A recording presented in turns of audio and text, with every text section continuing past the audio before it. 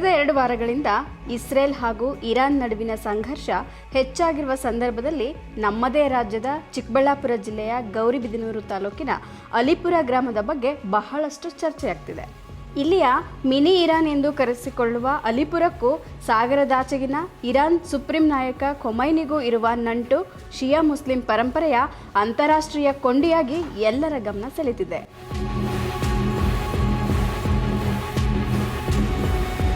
ಸುಮಾರು 25,000 ಜನಸಂಖ್ಯೆ ಇರುವ ಅಲಿಪುರ ಗ್ರಾಮದಲ್ಲಿ 90% ಶಿಯಾ ಮುಸಲ್ಮಾನರಿದ್ದಾರೆ. ಇರಾನ್ಗೂ ಅಲಿಪುರಕ್ಕೂ ಸಂಬಂಧವೇನು ಅಂತ ಕೇಳಿದ್ರೆ ಸಾಂಸ್ಕೃತಿಕ ಸಂಬಂಧವನ್ನು ಹೊರತುಪಡಿಸಿದ್ರೆ ಯಾವ ಸಂಬಂಧವೂ ಇಲ್ಲ ಅಂತಾರೆ ಇಲ್ಲಿನ ಮುಖಂಡರು. ಈಗ ನಮ್ಮ ಪ್ರತಿನಿಧಿ ನದೀಮ್ ಅವರು ಅಲಿಪುರದ ವಿಶೇಷತೆಯನ್ನು ತೋರಿಸಲಿದ್ದಾರೆ. ಬನ್ನಿ ನೋಡೋಣ. ನಮಸ್ಕಾರ. ಇಂದು ನಾವು ಚಿಕ್ಕಬಳ್ಳಾಪುರ ಜಿಲ್ಲೆಯ ಗೌರಿಬಿದನೂರು ತಾಲೂಕಿನ ಆಲಿಪುರ ಗ್ರಾಮದಲ್ಲಿ ಇದ್ದೇವೆ. ಏನು ಈ ಆಲಿಪುರ ಗ್ರಾಮದ ವಿಶೇಷತೆ?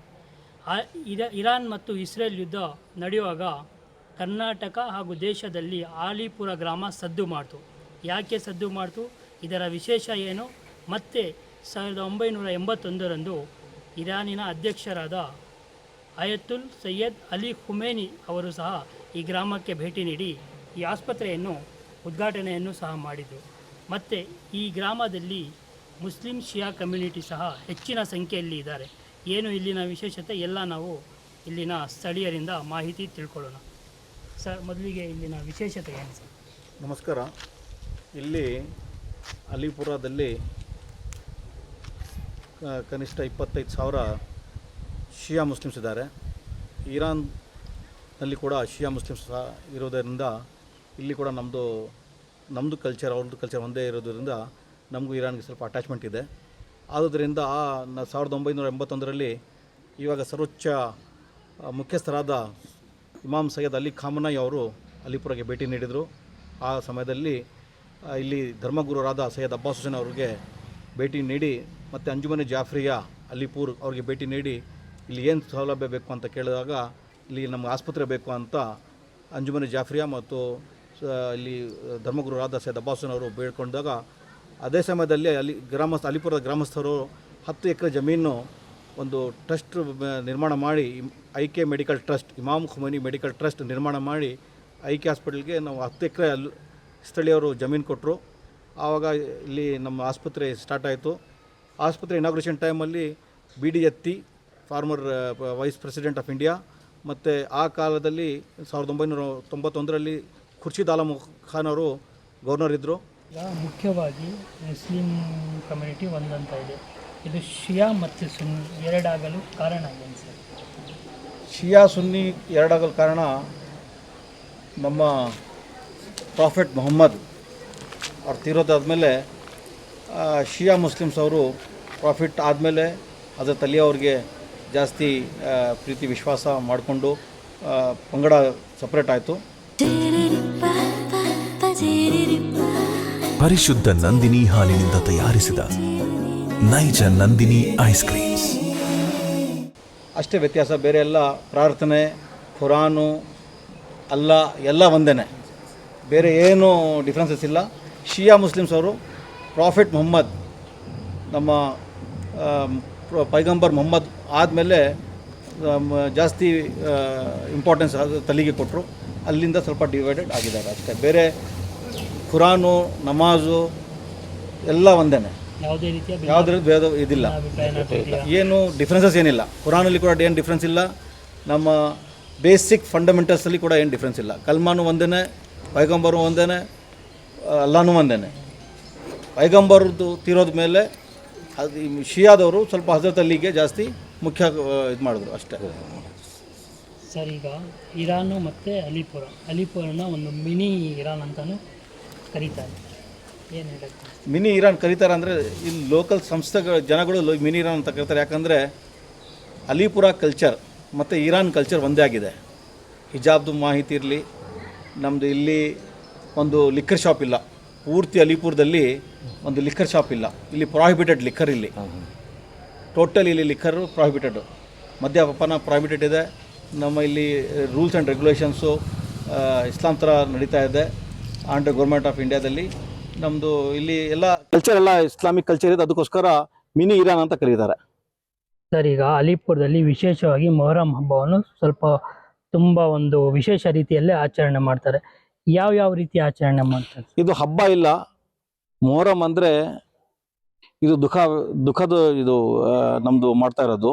ಅದನ್ನು ನಾನು ಹೇಳ್ದೆ ಇದು ಮುಂಚೆ 1400 ವರ್ಷ ಹಿಂದೆ ಪ್ರಾಫೆಟ್ ಮೊಹಮ್ಮದ್ ಪೈಗಂಬರ್ ಮೊಮ್ಮಗಾಗೆ ಇಮಾಮ್ ಹುಸೇನ್ಗೆ ಯಜೀದ್ ಅವ್ರ ತಂಡ ಕೊಲ್ಲಿ ಅವ್ರಿಗೆ ಆ ದಿನದಿಂದ ನಾವು ಇಲ್ಲಿ ದುಃಖಾಚರಣೆ ಮಾಡ್ತಾ ಇದ್ದೀವಿ. ಬೇರೆ ಬೇರೆ ರೀತಿಯ ದುಃಖಾಚರಣೆ ಇಲ್ಲಿ ನಡೀತಾ ಇರುತ್ತೆ.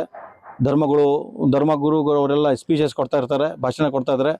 ಆ ಕರ್ಬಲಾದು ಸ್ಟೋರಿ ಎಲ್ಲ ಕಥೆಗಳೆಲ್ಲ ಹೇಳ್ತಾರೆ. ಅದು ನಾವೆಲ್ಲ ದುಃಖ ಪಡ್ತೀವಿ. ಅದು ಸ್ಟೋರಿ ಕೇಳಿ ಈ ಥರ ಆಯಿತು ಅಂತ.